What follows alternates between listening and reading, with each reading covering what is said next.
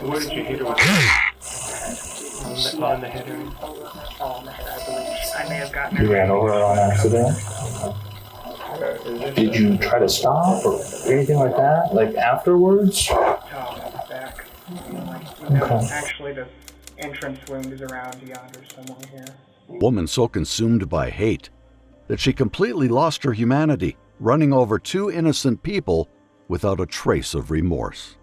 On December 9th, 2019, a 12-year-old boy was simply walking down a street in Des Moines when a Jeep Grand Cherokee suddenly struck him. Just an hour later, a 14-year-old girl on her way to a basketball game was hit by the same vehicle. It didn't take long for police to be alerted after the second hit and run. As they retraced her steps, they noticed tire tracks that had swerved intentionally onto the curb and then the sidewalk. It was as clear as day. This was no accident. Then a photo from a nearby apartment complex surfaced, and it all started to make sense. The person behind the wheel was identified as 42-year-old Nicole Poole Franklin.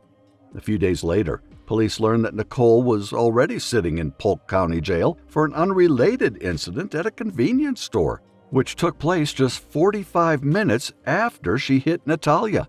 That's where they finally confronted the woman, who up until now had shown no remorse for her actions. But there was just one question on everyone's mind. Why did she do it? You were there getting gas. So that what happened? What did you do before that? Remember? Driving around. What were you driving? A Jeep? What type of Jeep? Jeep Wrangler? Okay. What color was that? Black. Is it your car? Okay. What did you do when you were driving around? You don't know? Do you remember what you did at like noon that day? Did you go anywhere that day though? I was driving around. I think I might went to a friend's. Went to where? Friend's house. Okay, what friend did you have? Some good friends that live down the street. Like down the street, like in the same complex as you or what? Down the street, like down 63rd. Did you go anywhere in West Des Moines then? On the West Des Moines side? Or is it on the Des Moines side? On Des Moines side? That's where the friends live, is in the Des Moines side? Okay. Where else did you go? Like when you say driving, like where driving around? I guess I don't know. Okay. Where is your daughter? Okay. Where's that at? What did you do in Clive? Like other than go to there? Did you go to the house or what? I've been to her house, yeah. Okay. What did you do there? Nothing really. Okay. They didn't answer. Okay. So what did you do next? I left. Okay. There was somebody walking. She got I ran over her. You ran over her on accident? Okay. Why didn't you stop? I don't know. You don't know? Were you scared? Okay. Where did you go after that? I didn't come up first. Is that when? And I went to get gas from the home. Why didn't you stop? I was just having bad anxiety, and I just thought that she was out to get me in a different way. Who was that? The lady that was walking. Okay. It's important to note here that Nicole referred to the 14-year-old victim as a lady rather than a girl. By doing this, she refused to acknowledge the innocence of a teenager. It was as if she wanted to shift the narrative. In her mind, labeling the victim as an adult absolved her from seeing the real horror of running down a child. Painting the victim as an adult could also be Nicole's way of trying to justify her twisted belief that this child posed some kind of a threat to her. How was she out to get you? I mean, I'm not trying to.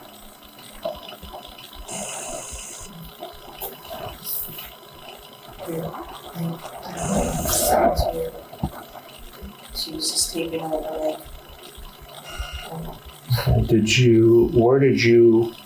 Where did the car hit her? the car hit her in the front of my Jeep, so I'm hoping she's okay. Was it like the driver's side or was it the passenger? It was in the middle of the Jeep? Did she say anything? Or anything like that? Okay. Did you try to stop or anything like that? Like afterwards? Okay. Did you go, so when you left, which way were you leaving? I guess I don't know which way you were traveling. I was going like out past the Valley West Mall. Okay. So were you going towards the school? Yep, Like going westbound? Or were you going away from the school? towards the school. Okay. And then to the left. Has this been on your head for a while? Okay. But you didn't hear her or anything like that? Okay, and I'm just saying this, just in the grass. Why did you drive up on the grass? I just was having anxiety that day and just was thinking that she was trying to take over homes and just Okay. It's like taking over, what do you mean by taking over homes? taking over homes. Like, living there. I don't know. Okay. Okay. How long have you had the Jeep? A couple of weeks. Couple months. Okay. Next will be in her friend's name. Who's your friend? Ann. Okay. And that's the same Jeep.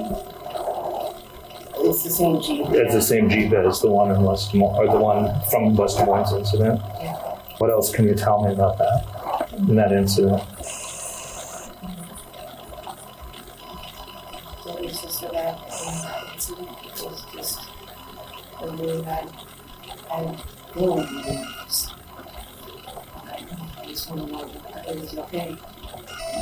Well, she's injured, I'll tell you that. She's injured, but I don't know the extent of her injuries right at this moment. Okay, but I guess my main thing is I just need to know why you didn't stop. I mean, it sounds like anxiety got the best of you at that moment and got maybe a little scared, I don't know, and then drove off. Okay. But you had enough gas, but you were going over there to see your daughter? Yeah. Okay. Okay. Hey Nicole, we really appreciate you coming forward with this, and I'm hoping that you feel better about this, okay? But pretty traumatic for you too, I totally understand that, okay? So thank you for coming forward. You have no idea, we appreciate it, okay? I'm hoping it puts a little closure on your part too, okay? I think I've got a few questions for you, okay? Did you, when you went over that, do you know the address over there?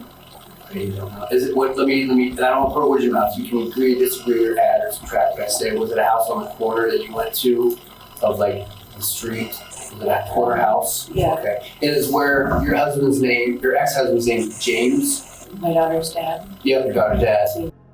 Yep, and he would have lived there, right? And sometimes that's where your daughter was staying at, right? That you were aware that you were correct. So did you get out of your Jeep to go knock on the door? Mm-hmm. Okay, where did you park at? Right in front of our house. Okay, by yourself? Mm-hmm. Okay. Did you go knock on the door? Mm-hmm. Okay. So when you got back in your Jeep, let me confuse a second. Did you have any alcohol or drugs in your system at that time? Did you take it? Mm-hmm. You didn't? Are you on any medication? Okay. Well, Sarah called that. I hadn't had that. What was it called again? I'm sorry, Sarah. Okay. Okay. Okay. And then after there's no answer to the door, you came back to your Jeep, right? Mm-hmm. And then when you got in it, Tell me when you got in, what happened after you got in your Jeep? I just got out and had a gas, and I waited for sure, and he comes in and come home, even if that's at the right place. Sure. And then I saw her, she's, I don't know how to stop her. Jesus. What Nicole said next was truly disturbing. It showed the immense hatred she carried in both her mind and heart, and all of it directed at a 14-year-old. Jesus. Taking over jobs and a tourist and I don't know, it's crazy stuff. Since you purposely got one over the curb, what was your intention? What was your thoughts? And like, this person's after me, or this person shouldn't be here, or like, I mean, was your intentions? Once again, I appreciate this very, very much. You have no idea. Okay, so thank you. It's good to get this out. You know, you don't want to carry these burdens forever, right? That's good. That's very good. When you went over the curb, did you accelerate? Did you step on the gas? Yeah, she wasn't that far up there. I mean, she was right there. Sure. Did she ever look back? No. Do you remember what she looked like? No. Okay. I'm pretty sure she was Mexican and she had dark hair. Was your intentions to hurt that person or have that person go away? That was making you feel bad, like why are they here? Is that right? Okay. Were you hoping to injure or actually kill that person? At that time, yes, at that time. Is that right? Is that yes? Okay. Did you ever apply your brakes at all? And if you can't remember, that's okay. Do you think that person, did that person, are you sure? You're not sure. So when you made contact with that, where was that person at? Yeah, like where the bumper was. Like if this was the front of your car, where would she have hit? In In the middle of the car. Okay, and you think that she went underneath the car? Yeah. Are you pretty sure? Yeah. What was your thoughts right after that? Like I got rid of that bad person, or is that right? Did you ever look in your rearview mirror? What did you see? Really know. Laying down. How did it make you feel? I don't know. You don't know how it made you He said baby boy. Did it make you feel like I got rid of that bad? Did it make you feel like, hey, I just got rid of this bad person? Okay, I get it. So where did you, after that happened, where did you go? It's okay. Okay. I'll give you this. She's alive. Okay. She's alive. Okay. She's just got some injuries. Okay. She's gonna be okay though. She's alive. She's got some injuries, like I said, but I got your test for it. Yeah. so no, I just told her that she's alive at least, and there's some injuries. We're gonna talk. We'll get to that, okay? Do you tell anybody else that you've done this? Are we the first folks that you told? Okay, good for you. Good for you.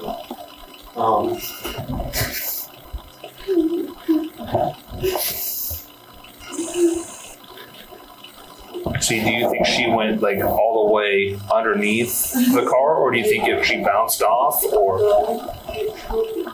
She just was underneath it, get ran over. Okay, like just underneath, like between the two sets of tires. Okay. Do you remember what clothing she was wearing? I know you said dark hair and Mexican. Did you know that she was Mexican when you were coaching her? Yeah, when I saw her face, I did. She looked back. She did look back. Okay, she did look back. Was that about the time she was in front of your bumper? Yeah. And you were just trying to, hey, this is a bad person. I'm trying to get rid of you, hurt you. You may die because I'm doing this. Fair to say? Okay. Do you remember if you took your medicine that day? You didn't take your medicine. Did you have medicine though? At home? Okay. No, I didn't. You kind of held that against her because she was Hispanic, is that right? And said, hey, you really can't be taking our job over, you can't be coming to the country. I want to be fair, I don't want to put words in your mouth. Yeah. Okay. So you're thinking, hey, let me throw this at you too. I want to be fair about this. I don't want to put words in your mouth, okay? Do you think, hey, she's Hispanic, she may be an illegal alien, why are you here? I'm going to take you out. No, just that she wasn't supposed to be in the country, I think, yeah. She wasn't supposed to be in the country. And you felt like, you know what, I should probably do this. Not have her here in the United States. Would that be fair? Not only was Nicole blinded by hatred because of someone's ethnicity, but she also believed that people from different backgrounds were taking over jobs and homes, thinking they didn't belong in the country. From the looks of it, she wasn't sorry for what she did, only sorry she got caught. And the most twisted part? It was that she tried to use anxiety, a real mental health condition, as an excuse for her actions. So as she walked by your vehicle, at what point did you think, I'm going to do this? As you got back in your vehicle, as she walked by saying, hey, that's a Mexican. I was going to have a big night like this for a long time. About All those races. Sure. Okay. So you felt because she was Hispanic, she shouldn't be here. Did you think about that as she's walking by before you get in the vehicle? Because you see her, is that right? Okay. Have you seen anybody here, Nikki? Like any psychologists, psychiatrists, doctors, students? Yeah, I have a lady that I see the first on Saturday. Okay. I might have to get on something later. Sure. I used to be And have you had these thoughts before about people coming to this country and taking a job was that the first time? This been going on. It has been? This been going on for a while, yeah. Okay. Not for years or anything like That's that. been going on. Like how long do you think? Like the last 6 months, 2 months? 2 months. Okay. I don't know. It's crazy thoughts. So, Once again. your dad's Italian, just crazy, the race thoughts. What's that? Racial thoughts. Racial thoughts? Okay. When during the time you saw her, is that right? Or before that? Before that? Okay, so you're thinking about it and worked up to that. Yeah. Incident. Okay? So you have her. You want to take that? Yeah. Okay. And Veronica's get the help you need, okay? And she's listen, she's doing okay right now, okay? But this is part of that. This is part of that process where we're gonna move on from it, okay? But yeah, and then like I said, like what Vern said, you have to take care of yourself first. Okay? When was the last time you saw the doctor or the psychologist? Was that what you said? I'm sorry. What was that? No, I mean in terms of here. You haven't seen one here? Okay. Do you want us to tell them you kind of want to see one, or at least put them in, or when we go out there, maybe you want to see or talk to somebody? Yeah. Okay. And we can see. I can't sit there and say yes or no, but at least they can do that. So I think he's trying to. I don't know if we can go on. You got your. Let me see what there's. Okay, you got my cards. Okay, I don't know if you'll be able to keep those, but you know what? They'll probably put them in your property too. So let's see if they'll. Hey, Sarge, can she come out? Just a short time after this interrogation, another police department reached out to the Clive police, revealing a chilling connection. It turns out They were also investigating a hit and run that had occurred in their area. And this time, it involved a 12-year-old African-American boy. And guess who the culprit was? Miss Nicole Poole Franklin. The sorry face you saw in the interrogation room was nothing more than a facade. Throughout it all, it never crossed her mind to come clean about the other crimes she committed as well. This happened almost an hour before she struck 14-year-old Natalia Miranda. Nearly 2 years after these heinous acts, Nicole pleaded guilty to 2 counts of violating the Federal Hate Crimes Act and 2 counts of attempted murder. She was sentenced to 25 years in prison for her brutal crimes. Do you think 25 years in prison is enough for someone like her? It's a tough call. While what Nicole did was truly terrifying, the next case will make you question the very fabric of humanity. So the plan to kill both my mother and my sister, quite frankly, because that's always been a thing of mine. I'm a bit of a pervert. Is it like a fantasy thing? It is, actually. You feel sorry you did this to your mom? In a way, yes, but I wouldn't take back what I did. This is the twisted and mind-boggling interrogation of Kevin Davis, a man who brutally took the life of his own mother when she refused to take his. You see, Kevin had long struggled with intense feelings of despair. On March 26, 2014, he expressed a desire to end his life and sought his mother's permission to do so. Naturally, like any mother would, Kimberly refused and raised serious objections. It was a parent's worst nightmare, right? How could a mother let her child go like that?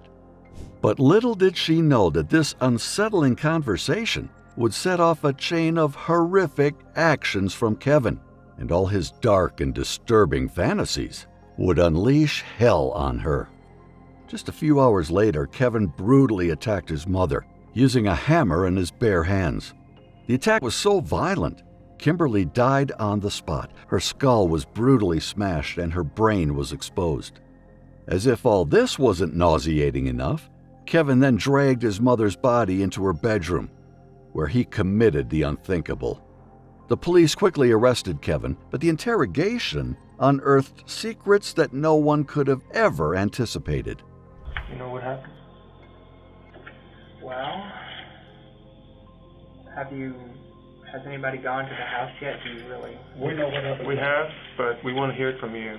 Or we have an idea. You're the only one looking at us. Start at the beginning, man. What caused all this? I don't like life. I don't like people.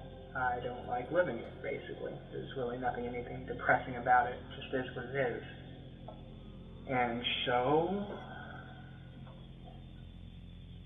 I wrote the note.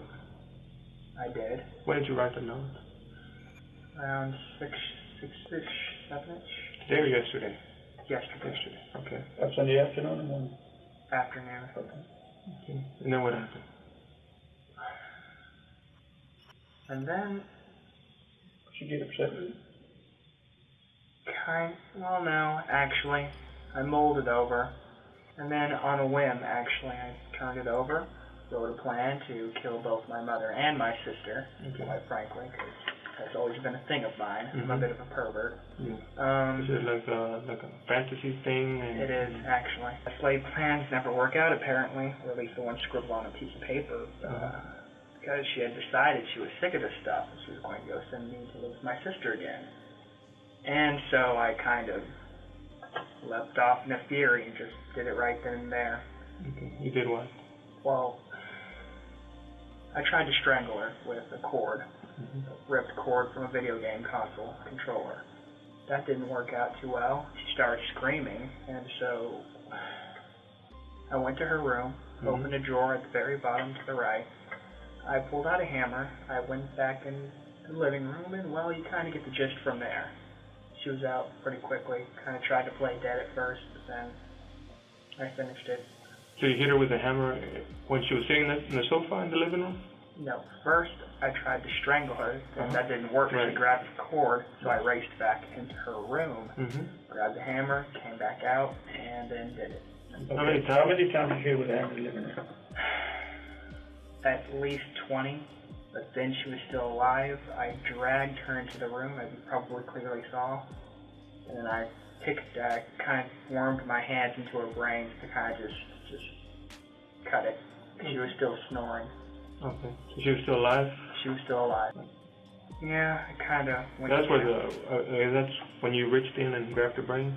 Yeah, I kicked at it a bit. Then I just, that was kind of silly, but then yeah, I just decided to reach in and kind of just do it. Mm-hmm. I had sex with her corpse. You did? Did you come inside her? I did, actually. Have you ever done that before, like had sex with her? No, I haven't, actually. This was just the first time? Oh yeah, I lost my virginity to a corpse. The way Kevin describes his horrific crimes is beyond inhumane. What's even more chilling is how he seems almost pleased as he recounts the details. His use of the word corpse, as unsettling as it is, might be his way of distancing himself from the reality that it was his own mother he's talking about. The interrogation had been disturbing from the start, but the officers had no idea just how intense and horrifying it was about to become. Clean it off, and so, and then I changed, yeah. Okay. How about your sister? What's your sister's name? Desiree Hill. Is she okay? She is okay, yeah. Okay. Where does she live? At an apartment actually very near here. That big kind of Hispanic thing, like Spanish-looking building. Mm-hmm. It's an old apartment complex with a code. Was it a fantasy of yours to kill her as well? It was. Did you write down that on your note? Oh, I did, actually, but I decided against it because, well, I'd had my fill of killing. So after you went in and you killed her, and you made sure that she was dead by grabbing her brain and moving it around, then you took her clothes off, or what? Or was she already unclothed? Actually, I had to drag her by her clothes to get her in there. It was very laborious, actually. Mm-hmm. She's a pretty big woman, she's heavy. Yeah. Hey, is she your natural mother? Biological mother? Yeah, actually, she is my natural mother. Mm-hmm. I take after my father. What kind of thrill did you get by having sex with her? I'd always loved my mother, I guess in the wrong sort of way, but a kind of love, I guess. Maybe just a little. Was it a Freudian style? Freudian? I kind of get where you're coming from. Sure, yeah. All right. Here, the officer is referring to the Freudian Oedipus complex, which is a theory about a child's unconscious feelings of desire for the opposite gender parent and jealousy toward the same gender parent. This reference suggests that Kevin's actions might stem from deep-seated psychological issues related to these feelings. I have not. You just fantasized about it? I just fantasy, yeah. What got you to this point? Tell us about what got you to this point. Did you hate life? You wanted to commit suicide? Oh, what did you say about when you told her you wanted in a roundabout way to commit suicide? She said no. She said yes. What did she say to you? She said, basically, I'm a grown man, and what I do, she can't really stop me. She was distraught over it, of course. Of course. Yeah, she said she'd cope with it. If you kill, and that's kind of why she wanted me to go away. Why she called my sister to come pick me up, and that's kind of why I just left. So at that point, you got pissed? Not necessarily. I just knew it was time to act now or never. You had these thoughts in your brain. It's around my preteens, actually. Mm-hmm. Yeah. Did you ever seek any kind of medical attention, psychological? I wasn't really ashamed of it. Mm-hmm. It just was what it was. Let's talk about the notes that you wrote. How many notes did you write? 3. 3. There was one in the living room. Yeah. That one was addressed to who?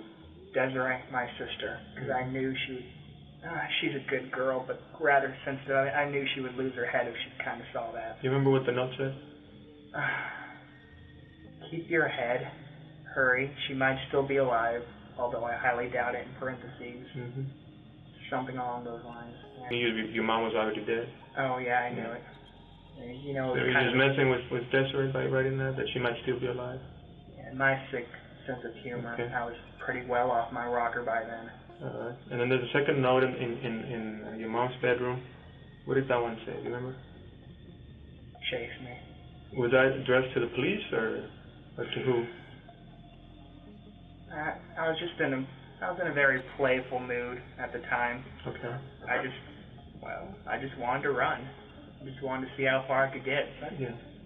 So what? I told you my plan was foiled because she talked to me. She said my sister's going to come pick me up now, like in a few minutes. Uh-huh. Go live with her, and that's when I said it's time to act, Okay. now or never. I see. I just went over to their house to use their phone, and then I was using their phone, so I thought I might as well tell them when they asked me questions. I mean, they had questions on using their phone. Where was this at? Where did you end up at? Ultimately, I ended up in the backwoods of a ditch. Here in town or out of town? Rodstown. In Rodstown. How did you get over there? In Corpus Christi, I biked halfway, and then I got to the train tracks, and then I ditched the bike in the thick woods, and then from the train tracks, I just walked. To Rodstown? Yeah. To use the phone? Initially, my plan was just to run as far as I can, but then I ended up crying my eyes out in, like, the thick woods, like, what did I do? And I realized, you don't know what you lost till you've already lost it. And so I knew that my life wasn't going to go anywhere, not anymore, so I just kind of gave it up midway. Mm-hmm. But what brings you here other than your life? Is you just give up on life now and you need to tell somebody what happened, basically, right? I guess, yeah. Your inside you want to do one thing, but your inside tells you more, like your heart, right? It's talking out of your heart. You know? You feel sorry you did this to your mom? In a way, yes, but I wouldn't take back what I did. I did love her. In a way. Oh, no, she's been the best mother. Okay, so she is nothing that she did? Oh, absolutely nothing, no. If I was to ask you, what did she do to deserve this, what would you answer? Absolutely nothing. I'm a Terrible cruel, person. disgusting person. Yeah, basically. How'd you come up with the idea to kill her and have sex with her? How did I come up with it? Yeah, was it? It's been a developing Just, idea. My brain. But you haven't gotten ideas from games or videos, or you're not into some of those dark games? Some things inspired me, but they did not necessarily plant the seed. Mm-hmm. You get me? They didn't plant the seed, but they did egg me on. The officers were still baffled by why Kevin did what he did.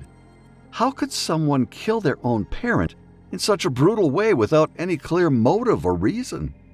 As they continued to ask questions in an attempt to understand his actions, Kevin kept revealing even more disturbing details about his thoughts and what he did.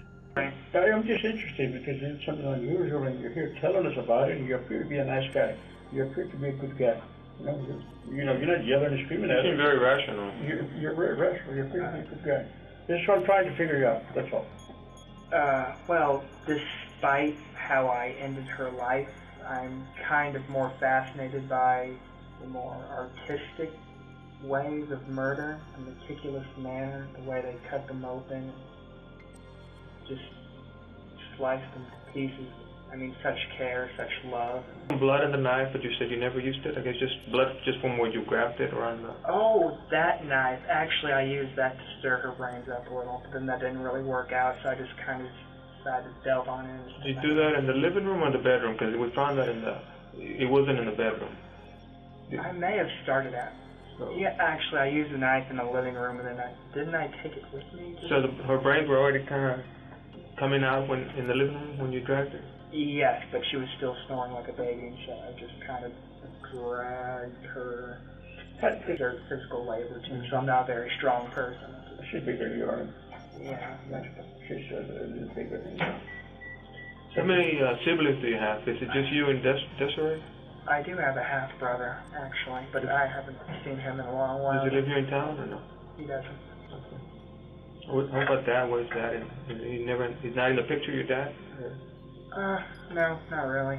He's an idiot. He's an idiot. Mm-hmm. The note where you wrote the plan that you were going to leave town and kill your mom, kill your sister, that was the one that we found it. We found it in one of the bedrooms. Not where your mom was, but the other one. That was your room? Yeah, that Two was my bedroom room. apartment? The big, blank, Yeah. floppy looking, yeah. Okay. But your sister didn't live. Did you ever tell anybody else what your plans were? That, what you wanted to do, your mom or your sister? No, but over the years, there were hints. As a younger boy, I was a lot dumber, a lot more angsty, I said things, but I guess they basically brushed it off. I guess the hints were everywhere, but they're my family.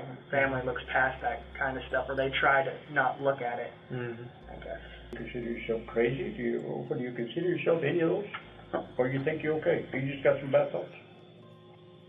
I'm not mentally disturbed. I mean, I'm sane. I know exactly what I did. I know that it's wrong in the traditional sense of wrong. Hello.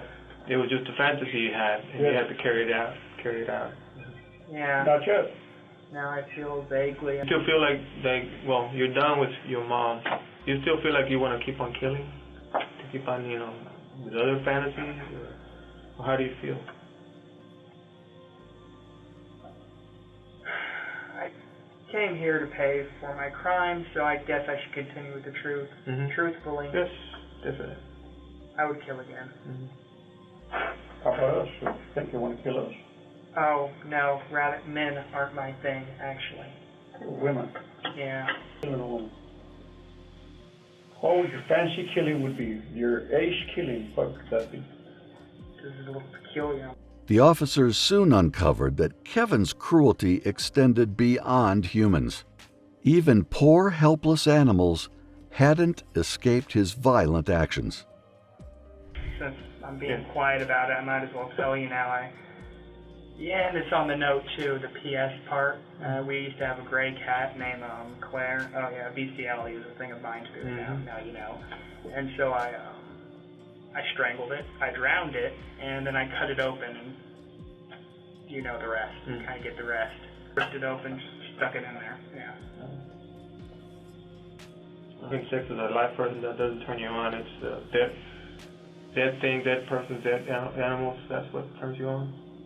I don't necessarily mind. I don't have standards or morals. Body's a body, and in the end, it's a piece of meat. I guess it's harsh to say, but no, I don't necessarily mind. How about the idea of hurting yourself? Do you have the same idea now? Huh? Do you have the same idea that you want to hurt yourself, commit suicide? No. Whatever the judge, the people, the jury deems fit, I can rot, I can suffer for years, or I can be given the death penalty, whatever they think is for me. What do you think you deserve? Killing your mom? Having sex with your mom? I deserve to rot and suffer. I mean, it is what it is. Okay, I want to give you some options here. Okay. 10 years probation, 20 years in the pen, 100 years in the pen. What do you prefer from those cities? Name them again? Probation, 10 years. 10 years in the pen, 15 years, 100 years in the pen. 100. The maximum. I suppose. I mean, you don't sit here and try to baby yourself to death. came here to face the music, I guess just gotta. Yeah, right. It is what it is. Thank you, brother man. Anything else you want to add about what happened that's important that we should know? Not really. I'm sure interested in other colorful details. Have you ever heard your sister? No, I haven't. No. Anybody else? Nope. You didn't ever kill anybody else or anything else? Oh, no. Yeah, that was my first. It was, Sure. okay, very simple. You're going to be booked at the county. First, your particular city vicinity, you're charged with murder.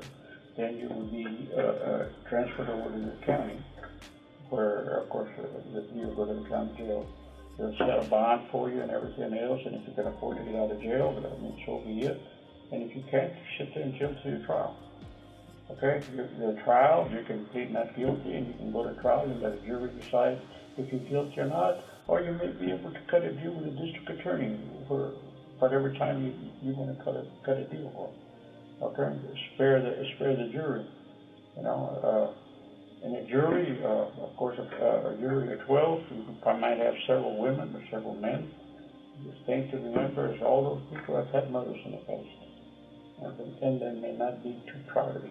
Oh, of course. I don't expect people to think very highly of me after this. Hey, During the murder trial, Kevin Davis smiled at the jurors, showing no remorse.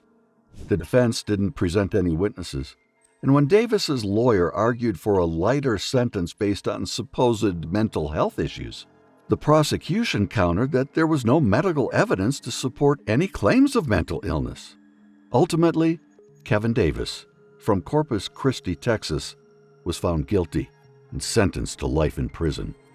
As bizarre as it might seem, people like Kevin who commit murder for the thrill of it aren't as rare as one might think. The next case we're diving into will shed light on another individual whose actions are just as chilling. Many friends, or many close friends, I should rephrase, and as he is going missing, his absence would be less notable. I'm having a hard time. Yes, sir. Do you feel any remorse? I'm sad that I got caught so quickly, but that's almost lessened by being caught by. Back in 2012, Jerrod Murray was just a freshman at East Central University in Oklahoma. Most students spend this time learning and making friends, but Jerrod had a different plan. On December 5th, he did something horrifying. He shot another student just for the thrill of it. When Murray was in the interrogation room, he openly admitted to what he did. At first, this might seem like he was taking responsibility, but his complete lack of remorse and the way he described the violent act were truly disturbing. He was not ashamed, but proud of the terrifying crime he had committed. Can you kind of tell me when you made this decision that you were going to take him and kill him, why? I made the decision 3 days prior to the incident. Attempted it 2 days prior to the incident, but he was not in his room, and then did so today as he was in his room. Okay. So you've been planning this for 2 days? 2 weeks, yes. 2 weeks. But not with a selected individual, no. Okay. And when did you, all the kids in college here, why you? I believed that he would have had the least impact, sir. Impact of on what? I believed he didn't have many friends, or many close friends, I should rephrase, and as he is going missing, his absence would be less notable. Tomorrow at school, nobody would have thought anything of it? That was the plan, sir, yes. Okay. And so why did you choose to take him to Asher to kill him? My plan was for after my killing him, I was going to head north towards Canada. And Asher was further north than Ada, so. Okay. And I know the surrounding terrain, and I knew a good spot. I didn't have that spot planned in particular. If I had planned that far ahead, I would have had a grave dug. But I knew a general area. The only people that go on that road are those that live on that road, sir. And you knew that? Yes, sir. Okay. So when you pulled the gun on him at Walmart, in the parking lot, Yes, sir. what did you tell him? I told him to take me to Ada. Asher. Asher. And did he say anything? He panicked, wanted to pull out his phone. I yanked the phone out of his hand, and then he panicked some more, kept telling me not to kill him. To make him feel more comfortable, I unloaded the clip, unloaded the bullet from the chamber, handed them over to him, and that eased his nerves a little. Then I pulled a second clip out of my pocket and set it on my lap. Okay. So he drove you? Yes, sir. And did you have any conversation between Ada and Asher? The entire time was a conversation, sir. And was it basically, what can you tell me what that conversation was? About from Ada to halfway to Asher, it was just my trying to reaffirm him that I wasn't going to kill him to calm his nerves. And then from that point on, we was talking on our upbringings, our past, our family histories, things of more philosophical nature, etc., etc. Okay. And so I guess at some point, did you decide it was now was the time? Yes, sir. Okay, and what happened? I loaded the gun quickly, chambered the round quickly, shot once, missed, shot a second time, he jumped out of the car, went around, he was driving 10-15 miles an hour, so it was rather slow, ran around the hood of the car, and of course it was slow when he wasn't purposefully driving. Tried to pull him out, couldn't get him out until he already had hit the tree, pulled him out there, dumped him into the, before I dumped him into the ditch, I heard him gurgling. I'm not sure if that was a physiological or physical process after death, but I thought that he might have still lived through that somehow, because he was gurgling, so I shot him again and then shoved him down in the ditch. I then got his phone. Jerrod's details were incredibly bizarre and highlighted his impulsive behavior. He didn't hesitate for a second before shooting the driver of the car he was actually in. It was as if he didn't consider that his actions might hurt him too. This kind of impulsiveness could suggest serious mental health issues. Missed. Yes, sir. And you fired a second round. Yes, sir. And did you hit him then? Yes, sir. And you hit him in the head? In the side of the head, yes, sir. Okay, so it would have been his right hand? It was around here, sir. The right-hand side of his head? Or Yes, sir. Somewhere by the ear? Yes, sir. And he kind of started veering off the road? To the left, sir. Okay. And that's when you got out and ran around? Yes, sir. And you opened the door? Yes, sir. And you tried to pull him out? Yes, sir. And so when you shot, and he was still gurgling? Yes, sir. So was he setting up when you shot him in the head again? No, sir. He was lying down on the ground. So you pulled him out of the truck? And just threw him on the ground, and then I heard him gurgling, so I shot him a second time. And where did you hit him the second time? I'm not certain, but I believe the head as well. Okay, the front, back, side? I believe it was the same side as before. Same side as before? Yes, sir. So you think... Vehicle. I was going to put it on the ground and shoot it as well, but I have a bit of night blindness and didn't see the steepness of the hill where it started to veer down. Mm-hmm. So when I threw it down, it slid down the hill and landed screen side down, so I wasn't able to find its location. Okay. So his phone is somewhere around his body? Yes, it should be. Okay. It might be underneath his body. Okay. And did you do something with the body after that? Yes, sir. I repositioned it and then tried to cover it, admittedly not well, with leaves, dirts, and stick. Told him that I had an accident and wondered if he could either get me out of the ditch or knew anyone that could get me out of the ditch. And what's your roommate's name? Shane Schroth. Okay. Then, does he have a cell phone? Yes, sir. And do you know that number? Not off the top of my head, sir, but if I had a phone, I could tell you. It's like one... I know. Alright, I can tell you now. 1-405-694-0359. 694. 0359. And what's his name again? Shane Schroth. And he goes to school there? Yes, he also graduated from Asher with the class. With your... Now, we talked before, and you didn't actually graduate from Asher. Yes, sir. Okay. But you would have graduated with him? Yes, sir. Okay. And what's his last name? Schroth. S-C-H-R-O-T-H. Okay, so he knew you from Asher? Yes. Okay. And we were roommates also in college because we were fairly good friends. Okay, so you guys in the same dorm, same room? Yes. Okay. And so you told him you were stuck? Yes, I told him that I'd ran my car off the ditch and asked if he knew anyone that could get me out. Okay. Do you own a car? No, sir. Did he not know this? He didn't ask, sir. He said he would try to call his mother to see if his father could do it for me. And they were asleep, so there was no answer. So at that point, I decided I should go off on my own. Okay. And I got that can of WD-40 and was going... Where'd you get this can of WD-40 at? I stole it from his parents. Okay. Let's back up just a second. Yes, sir. Okay. WD-40 is a solvent. It would help degrade the oils from my fingers and get rid of my fingerprints, sir.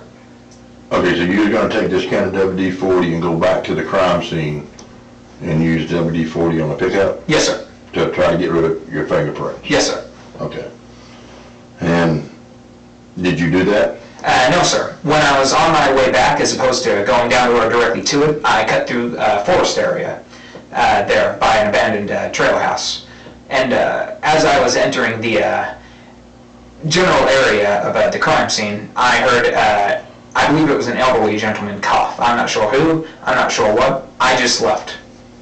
Because, well... Mental illness? No, sir.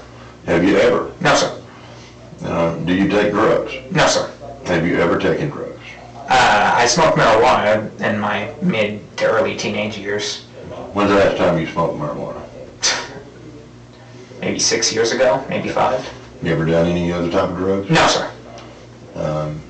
You're not on any medication? No, sir. Just an albuterol inhaler for asthma, sir.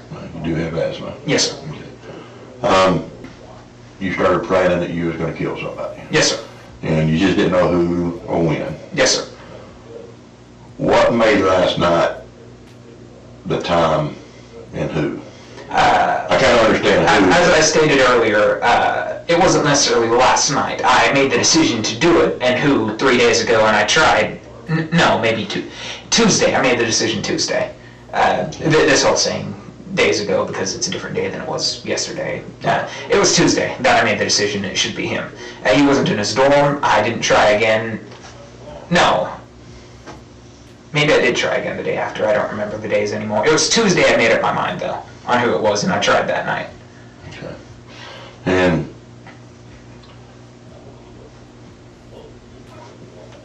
what you got out of it? Can you help me? I don't really get anything out of it. I mean, but why, if you wouldn't want to get some self-gratitude or something, why did you do it? I guess is what I'm asking. If I'm pressed to answer, I'll say it's to prove the strength of my resolve. But that's only if I'm pressed to answer. I'm not pressing you, I'm just trying to understand. Then I don't know why. Okay. So it just Popped in my head and... popped in your head? And you Yes, did. sir. Okay. But it's never popped in your head before? I'm having a hard time. Yes, sir. Do you feel any remorse? I'm sad that I got caught so quickly. But that's almost lessened by being caught by someone who has sheriff on their jacket, so... But Murray also expressed a desire for the death sentence.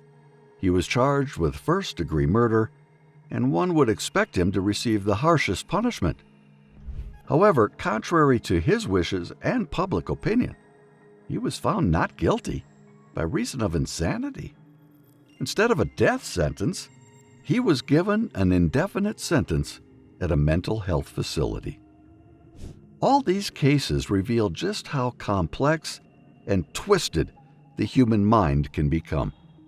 Danger can be lurking in the most unexpected places, right around the corner, in your own home, or even sitting next to you in a classroom.